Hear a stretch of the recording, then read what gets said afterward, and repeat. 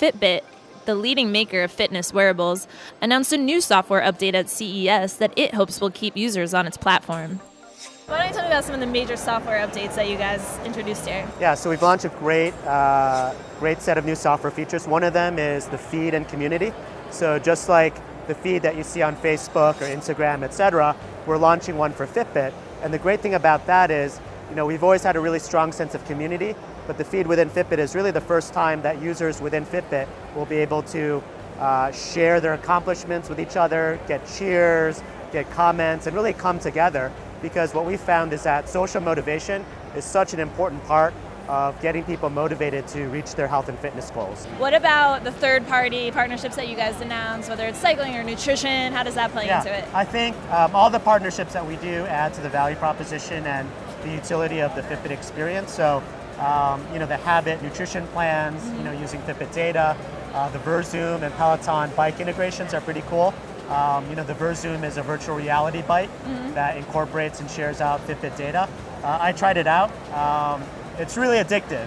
I put on an Oculus and started riding like a Pegasus and driving around in a tank. It got really sweaty really quickly. Nice. So I think that's, VR and fitness, that's going to be really awesome part of this whole industry going forward. We launched a feature a while ago called Adventures, where you can go on,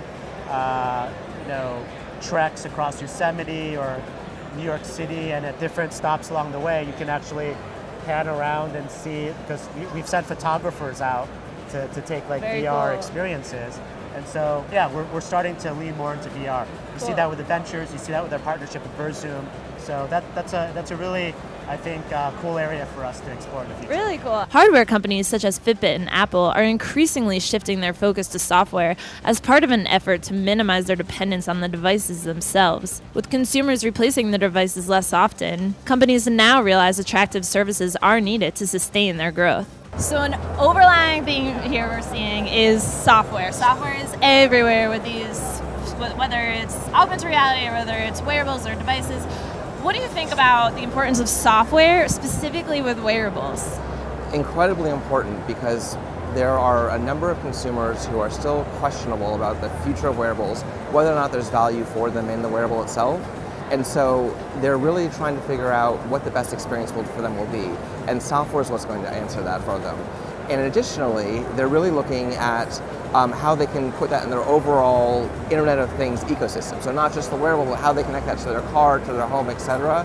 And software now in 2017 is enabling that for the first time. What is it about the software that makes people want to keep using it? So they really want some type of value exchange. And what we're seeing in wearables specifically is offers around things such as being able to have lower health insurance rates if you're doing a certain number of steps a day. So if that software enables them to get something in return and allows them to have a better experience overall, because the software really is focused on the consumer, it's going to be a better win-win for both the company and the consumer.